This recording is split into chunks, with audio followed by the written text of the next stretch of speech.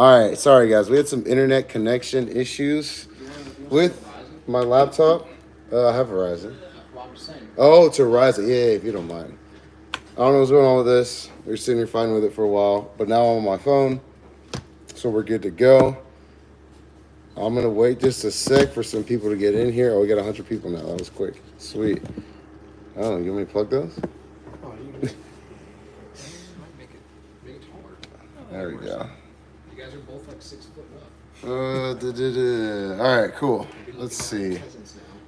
Yeah, hopefully, let me know how the quality is, guys. If it's good, throw a thumbs up. If it's not good, put a thumbs down. Let us know what you think. All right, cool. We good? We good?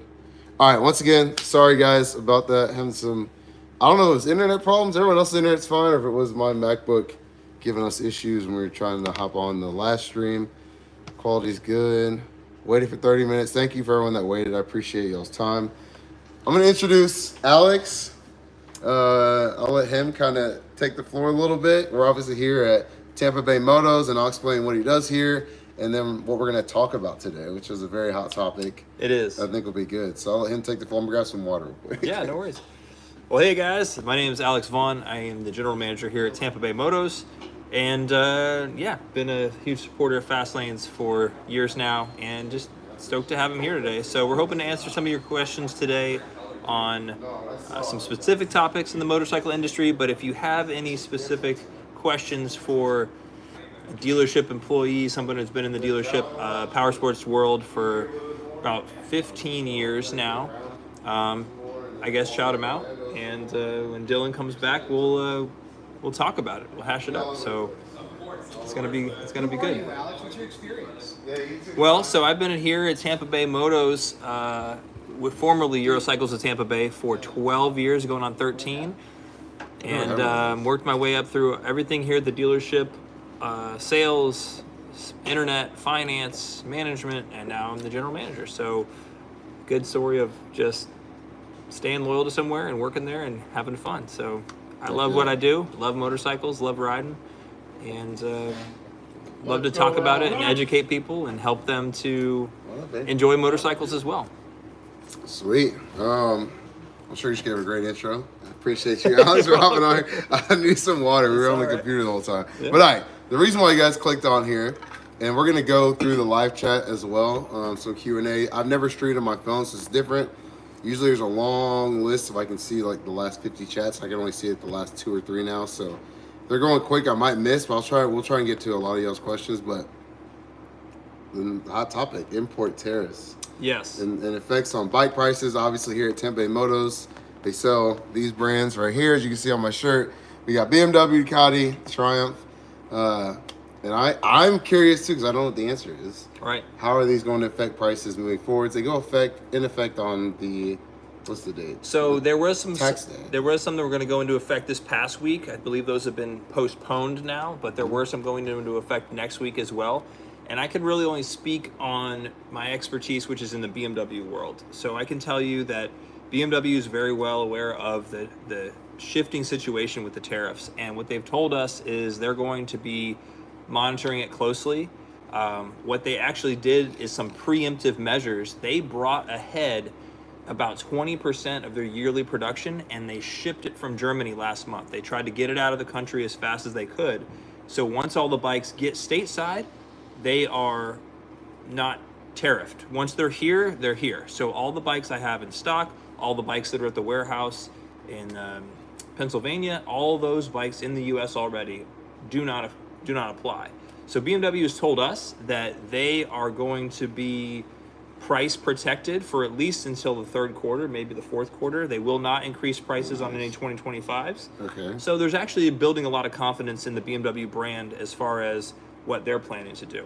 They have made some reactive measures as well. One of them is they are not going to import any of their C scooter line, which is coming from China, because the Chinese tariffs are much higher than the European tariffs right now. And they're not going to be importing any of the G bikes, which is the G310, the G310 GS. Those are not going to be imported because those are coming from India, which also has very high tariff levels. So a couple of things that are like kind of a bummer for the smaller size engines, but for all the bikes coming out of Germany, coming out of Berlin, those are right now not affected, but they're also saying that a lot of these are negotiation tactics. Yeah, that they anticipate an agreement to be made so that at some point it won't affect the bikes at the end of the year in 2026 models, but it's really too early to tell right now. So it's pretty interesting. So we're seeing some movement on the bikes we have in stock. That's the good thing, is that we're seeing people, you know, if you were on the fence of making a decision of like, hey, should I buy a new bike this year? Maybe I'll wait a year. Maybe it's better to get it. Maybe it's better to get a bike now because instead of waiting. The bike you get is going to be new. It's going to be a good price. They aren't changing pricing. We aren't increasing pricing or anything like that. I've seen some automakers and some dealerships are already saying, oh, you know, tariff price, tariff this. We didn't do it during COVID, and we're not going to do it during this. So we're going to just try to keep things going and taking care of people, having a good time. So I can't speak on the other brands. I've seen some other brands that are coming out of like Japan. I was gonna say, you think like Yamaha, Honda, you think those brands? I mean, they're gonna have to increase. Yeah, I mean, at some point, we're all kind of in the same boat with, we have the inventory we have now. So I think as even other dealerships, they're all going to be focusing on how long can we make the inventory we have last, and then once they get run out of inventory, what's the pricing going to look like? So we could see an increase. I'm not going to lie, like it is kind of an interesting development, but I don't think they're going to come until maybe the end of the year. Okay, so we got a little bit of time for them to sell it. Basically, dealers just sell what they have in inventory now.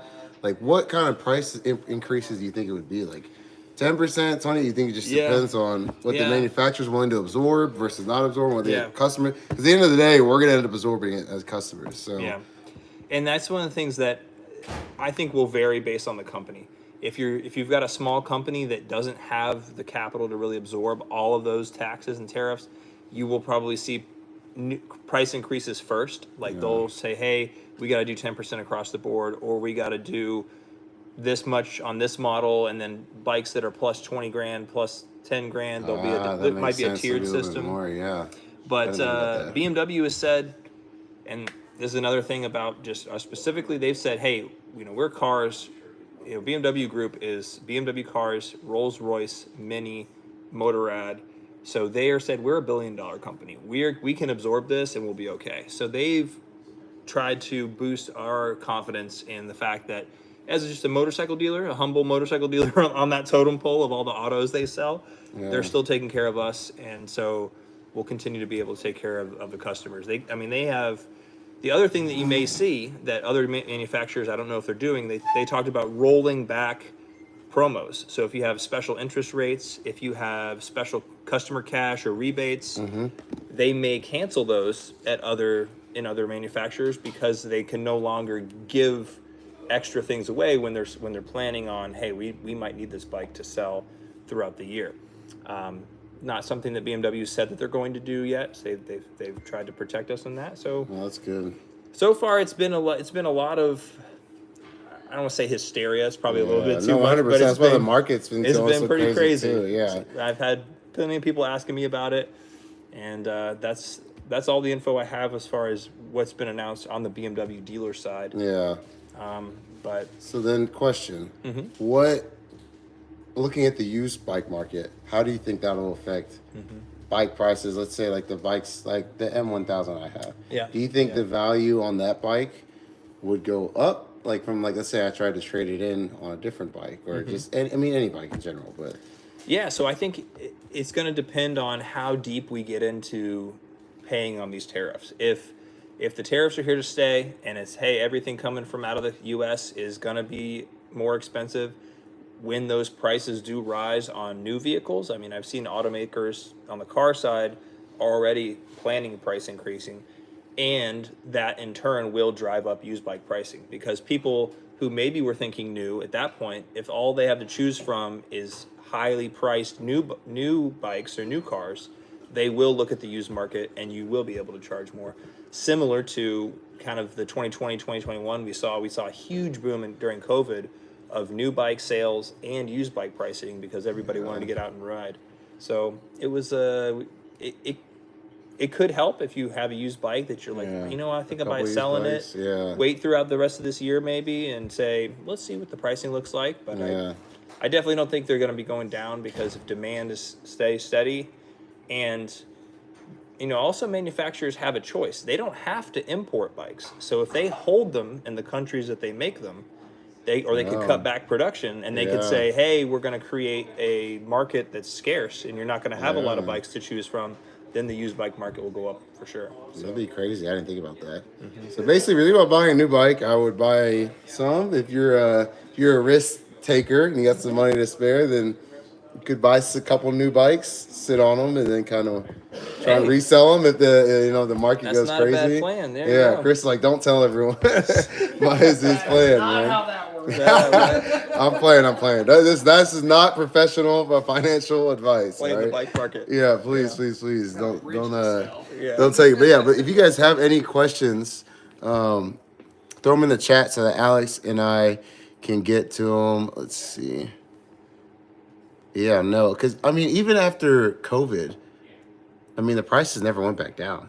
On like a R6, like a '08 R6, which is what I owned way back in the day. Yeah. They're like $2 or $3 grand cheap. I mean, they're more expensive now than when I was able to buy it. That was probably like 2015 when I had that bike, man. It's crazy to see just, I don't know how much of an effect that has on that stuff. And like it says, I feel like the market never really fully will go back to what it was. It's just going to level out, come down a little bit, and then just keep climbing. So Yep. let's see. All right, yeah, throw your questions in here. COVID is different, affect the world. Yeah. So go ahead and sell the tax breaks coming. All right, so someone commented below. I'll shout out the super chat first here. That was, where is he? Trying to find him. There you go. RJ Lifestyle. Thank you for the super chat, bro. I appreciate it. Said I should name the truck Hera, Zeus's wife's name, Queen of the gods and goddesses of marriage, which I'm not married yet. So if you like, I hope you remember me. Thank Taking you. I applications. appreciate it. Yeah. Oh, chill. Someone commented on that video that I should call it Everest. Ooh. I thought that was a cool name. It kind of works because it's a big truck, and then the color. I don't know. I really like that. So that's like my top choice right now. Let's see. Get someone in for an S1K. Yeah. $150 a month. Let's see. $150 a month? That's crazy. Sure, on the 10K down plan. Let's No, I'm just see. kidding. We can make anything happen. I'll be honest. We can always work stuff out. So I guess the bike that honestly I'm kind of curious here is the R9. Mm-hmm. I know we're not a Yamaha dealership, obviously. No, But but- I'm curious because that was like their big selling point, was that the bike was 12 grand and you got the cruise control, all the tech on that bike. Basically like a really nice like track bike essentially. Yeah. At that price point, no one's really like competing with them. Are they stateside yet, or are they still shipping? Because I haven't seen. I don't know. I haven't seen a single one land in dealers. Yeah, no, they haven't. I heard they're going to be here in the summer.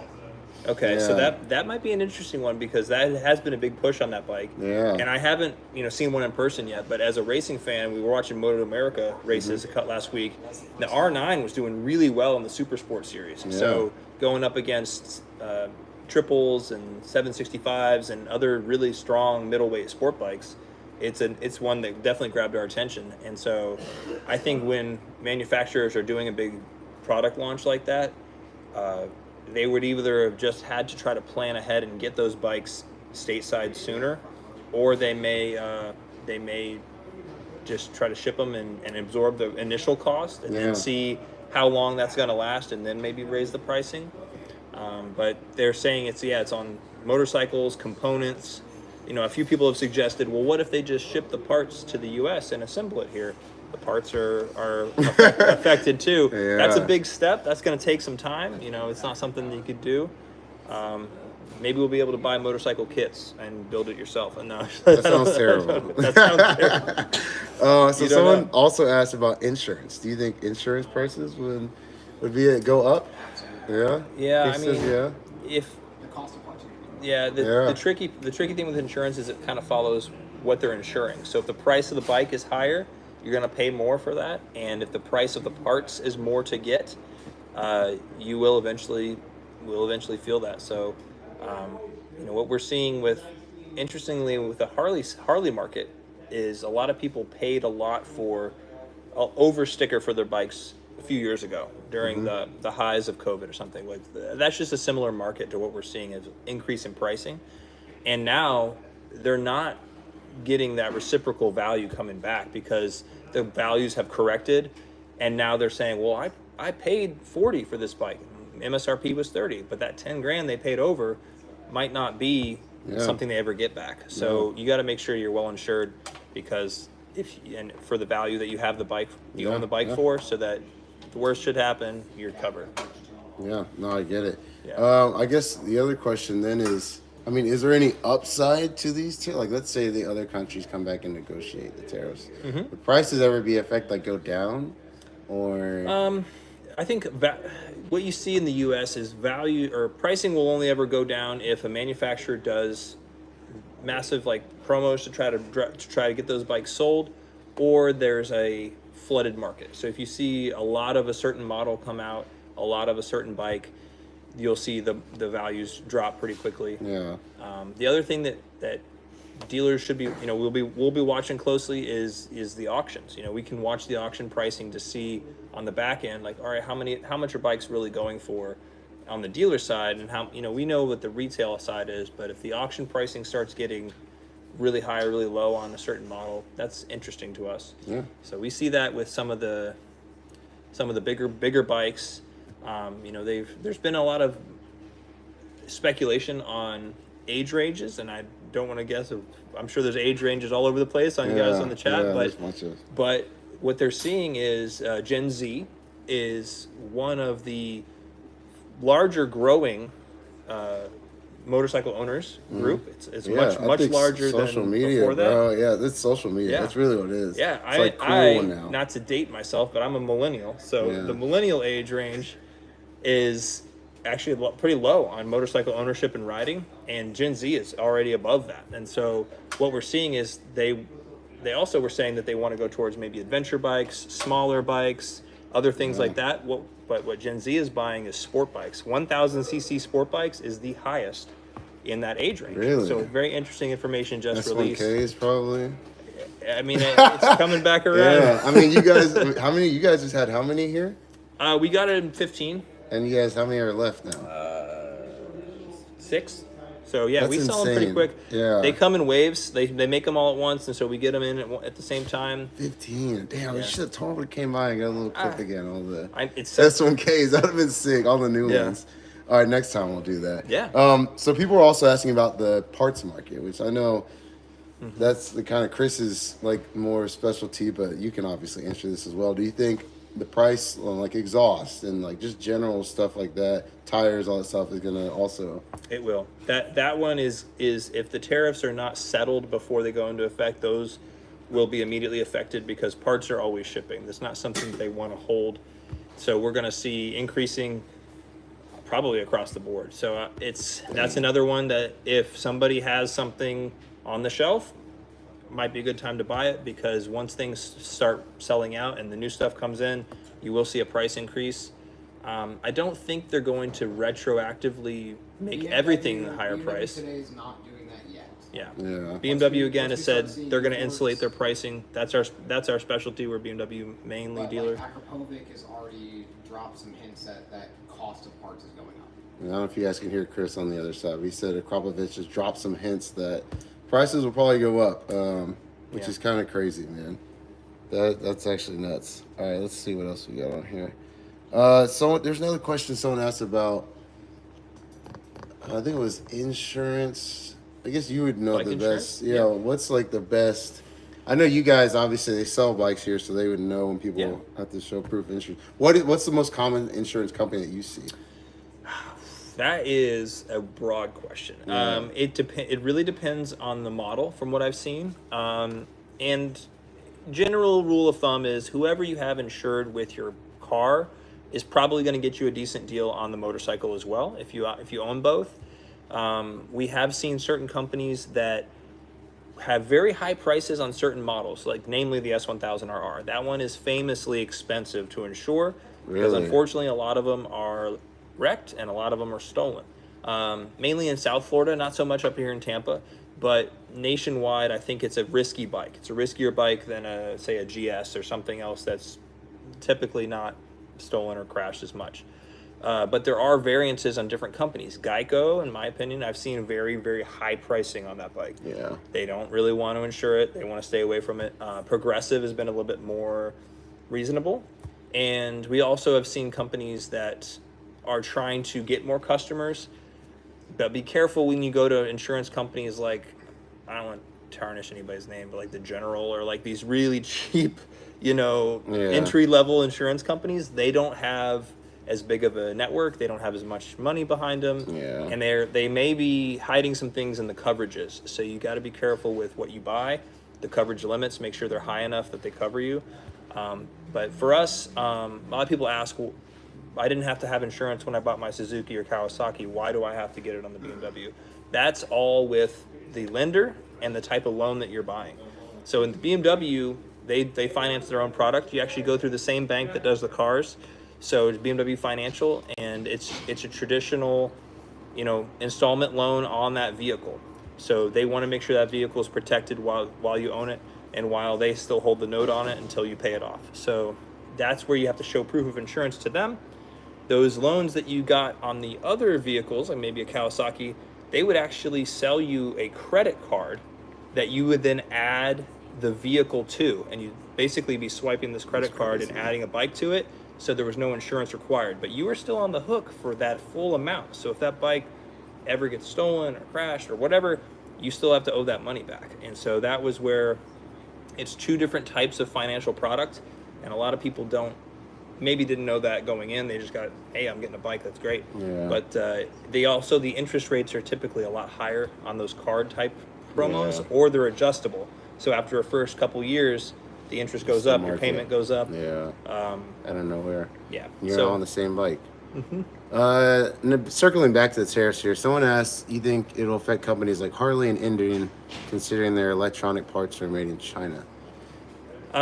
Yeah, for sure. I think I think right now everybody's in a holding pattern. They're all kind of analyzing it's been changing day to day, right? I think I was reading last week that these were for sure, this was the percent, and then China said one thing, and then America came back and said this, and so they're literally changing daily.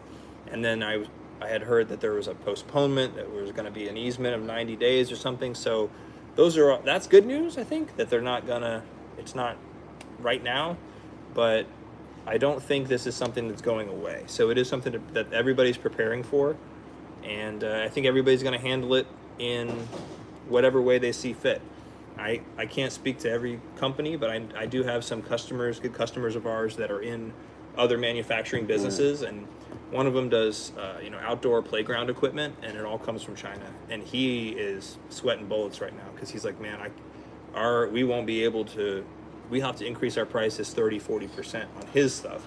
So I'm hoping we don't see that on the motorcycle side, but it's entirely possible if they do have to. Like business and everything, if they have to pay more for the components or pay more to import them, you're going to believe that they're going to pass some of that along to the consumer eventually. Yeah. So if people stop buying bikes, let's say the market kind of slows a lot after this, do you think, prices would ever come down, or they're just going to sit and manufacturers going to kind of hardball with the consumer? Yeah, I think what you're going to see in the short term is, there's going to be an insulation for maybe about till the end of the year, where everything that's here is price protected because it's already here. And then as things start to sell out, companies are going to decide to either hold bikes and not ship them, or they're going to increase pricing and ship them and say, hey, 2026 models they have to have the tariff on it or whatever. And so they may import less to accompany that if everything slows down and people do have that consumer confidence goes down and they're like, I don't know if I want to buy a bike this year. What you're going to have is dealerships with bikes on the lot that are aging. Companies will react to that and say, well, we got to move these bikes, and then they may offer rebates, and they may offer interest rate promos, and they may do those type of things to start getting buyers involved again. So do you think, like, what market do you think, like, price point do you think it'll affect the most? Like the 40,000 plus, or do those people, they can spend 50 or 55? It's not a big deal to those people versus like the people that are spending 10, 20 on other bikes. Yeah. Like, which do you think it'll hurt the most? Well, anytime something's based on a percentage, it's going to affect the most expensive things the most. So if you have, say, a 10% tariff, and you have a $10,000 bike, that's $1,000 you got to pay extra. So, okay, I can pay 11 grand for a $10,000 bike. That hurts, but understandable. If you've got a $30,000 bike and you got to pay 10%, that's an extra 3 grand on top. And so the dollar figure is just more. So you're just going to, as you go up for more and more, you're going to be like paying more out of pocket. But there's an argument that we've seen sometimes in that the consumer that's buying let's take Ducati. The consumer is buying a V4R for 40 grand, might not care that he's paying 44 because he's going to pay, he's going to buy the exhaust, he's going to buy this, he's got the money to spend. Whereas your new rider who doesn't have the cash to throw around needs some help on some things, and they're going to be affected on those entry-level bikes. And what we're seeing already in the BMW side is bikes from China, bikes from India, bikes from places where the tariffs are higher might be not imported for a while, and they might focus on bikes that they can figure out how to make more affordable. So I'll say, for I guess dealers, they'd focus more so maybe on like smaller bikes, naked bikes. Yeah, maybe not their top tier. Yeah, M1000s, V4Rs, R1Ms, Fireblades, stuff like that. Yeah, especially new. And I think that's where, like you were saying, if this continues and if this kind of snowballs and starts getting bigger and bigger on the new bikes and prices are going up, the used bike market is going to get really hot. So you're going to see dealers trying to buy up as much used inventory as they could. I know I will.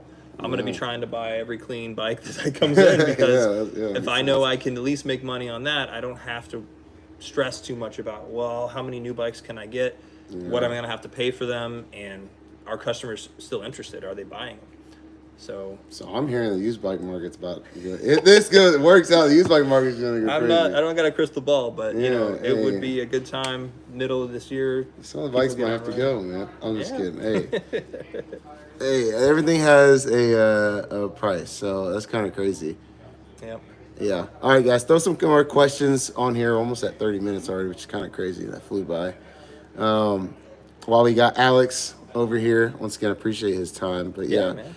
Let's see. I think Buell will be able to capitalize for sure, because I think they're made in America, correct? Let's see. So I'm glad if you have a bike, definitely keep it. There was a super chat earlier that I saw. I wanted to get to. This is different on the phone. Yeah.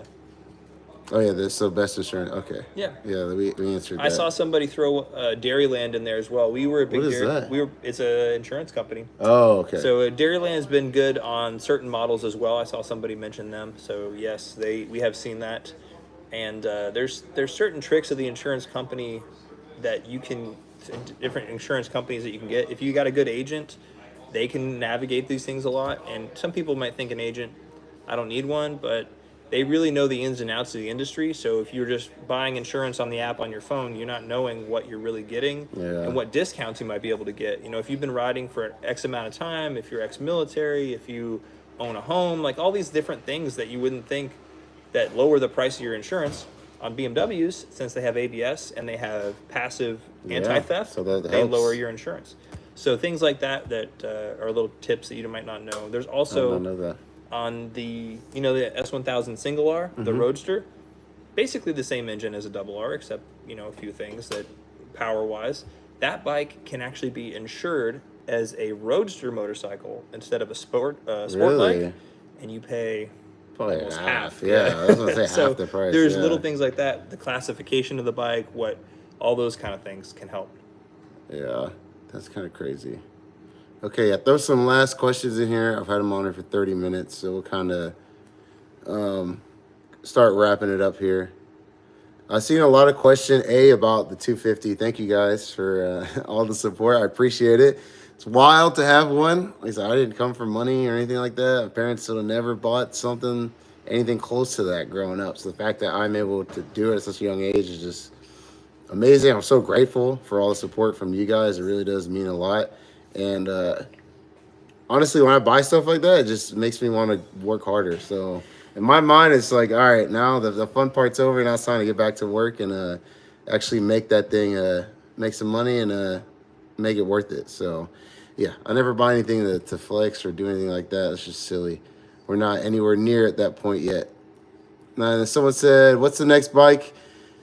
Y'all know, at 1 million subscribers, I've talked about getting the Fireblade or the Busa.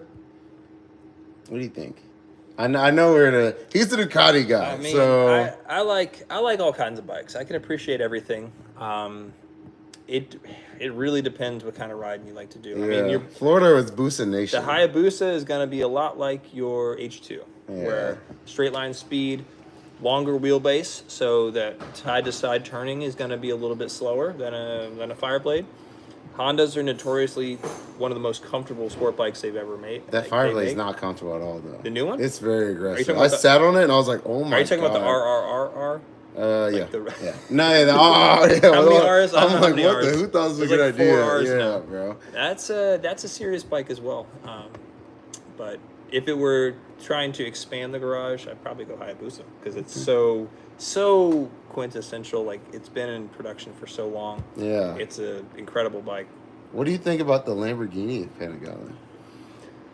Whew, that's a good question. I mean, Ducatis and their Lamborghinis and their specialty models are gorgeous. They're similar to like MV, where they make something special. Yeah. They make them small, but in my opinion, I'm a function guy, where it's like, I like the fact that it's limited, but if it doesn't increase in power or handling or better suspension or anything that like really increases the performance of the bike, I don't always see the value. So yeah, you can do it yourself probably for cheaper. yeah, like but I got to be honest, being a huge GP fan, you know, when they came out with the Pecco replica and the Jorge Martin and the super bikes, those are sick, but $70,000. Yeah, for a V4S, a lot of money. Yeah.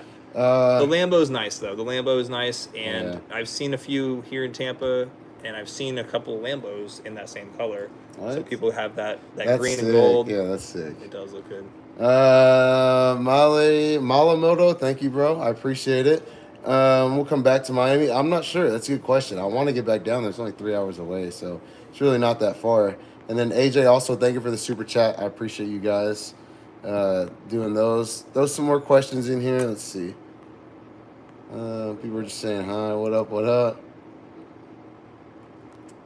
What is that? How will your tariffs influence consumer loyalty towards U.S. versus foreign brands? Well, I don't want to speak politically too much, but I think that's what the goal is of these tariffs, is to try to generate more U.S. production and try to cut back our dependency on everything from everywhere.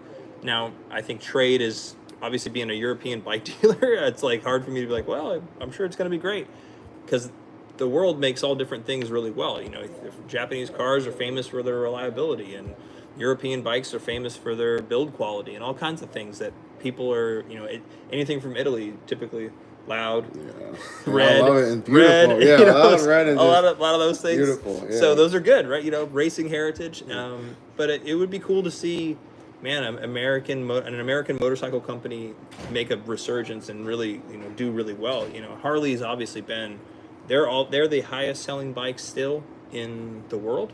Yeah. And I think they will continue to be that. They were like over 50% of the bike market in the U.S. still, but their sales have been declining because I think their customer base getting a little bit older, their core group, and the new models they're making are not super exciting for everybody. They're kind of in that range. Indian, another one, and Buell. The new Buell looks pretty cool. Yeah, that's that flat tracker. Yeah, there's someone in Tampa that has one that I'm going to do a review video on very soon. So stay tuned for that. That'll be fun. So I think it would be. I think it would be great if we can bring back some production to the U.S. and it would be cool to be able to. I mean, I remember You guys might know if there's any motorcycle fans, deep cut motorcycle fans out there. You might even know. I hope so. You remember in this chat. the company Modus from a few years ago? No, I They never were heard of a them. motorcycle startup company, MOTUS, in Birmingham, Alabama, and they basically took a V8 Chevy small block, chopped it in half, so it was a V4 in the firing order of a small block. So it was this torquey, crazy That's sick. motorcycle. Yeah. And we were a dealer for them a few years back, and they were incredible to hear running. Yeah. But getting a company like that off the ground and getting it sustained Word. is difficult in today's market. And I think of so many small motorcycle companies that have come up and then got bought out by somebody or just couldn't survive. So we'll see. I think if this just gets us another cool brand or gets us some productions, I'm not sure. We'll see. All right. I think that's do you want to answer any more? I Any more? got time. You got time? I got nothing but time. We're actually pretty slow today. Everybody's out riding. It's beautiful in Tampa today. It is really nice out. It was like 70 this morning. Hellcat Superbike would be nuts. Do you guys have any more older S1Ks, like 24? We just got into 2022. What? Yeah, Black Storm. A new one? No, pre. Pre-owned. Okay, used okay. 22. We're sold out of last year's models, and 25s. We got a couple Bluestones in, a couple black ones, and a loaded up M package. Yeah. And, What are your thoughts on the white? I didn't know they were making the M in a white color scheme. Yeah. I had someone do so. That's not a European, because the last one, like my generation M1K, if you want it in the white, you couldn't get it over here. That was only a European thing, wasn't it? Yeah. So now they're here. So they'll be shipping in the end of April. I believe they're already on the water. They'll be a 2026 model, so they're skipping 2025. What? All the M's coming out this year will be called 2026s. So you'll basically be in a really brand new bike. It's got the new What? It's got the new winglets, the curve shape one. I believe all of them are coming in the competition model. Like in the car side, they have the M and they have the M competition. Yeah. More carbon, more performance. They still do that with the bikes. So the M is going to be red, white, and blue. The M comp is going to be that black and carbon. So we can get those in, the double R, the single R, and the XR, all made in M's this year. Okay, damn, So, that's nuts. Yeah. People are asking, what bikes do you have, Alex? Oh, well, I've had a lot, and I ride everything that we get in. So I've ridden 1,000 bikes. Yeah, so if you're probably in new, my he's life. the GM here at the Thanks, dealership. guys. Yeah. Yeah, so I've ridden a lot of bikes, but currently in my garage is a 2021 Panigale V4 and a Vespa 150. Not the Vespa. Team Vespa, baby. I didn't know you had one at home. Yeah. They tried to get me on one. So yeah, I got. We do a video on one. I mean, Vespas are just fun to ride. I gotta throw it out there. I like Italian things, you can tell, and I don't try to ride it to the meets and look cool on it. He's fast. But He's fast. I just attracted as Alex. He's cooking out there, man. Are you coming May 5th, by the way? I will be there. Yeah, May Let's 5th, go. guys.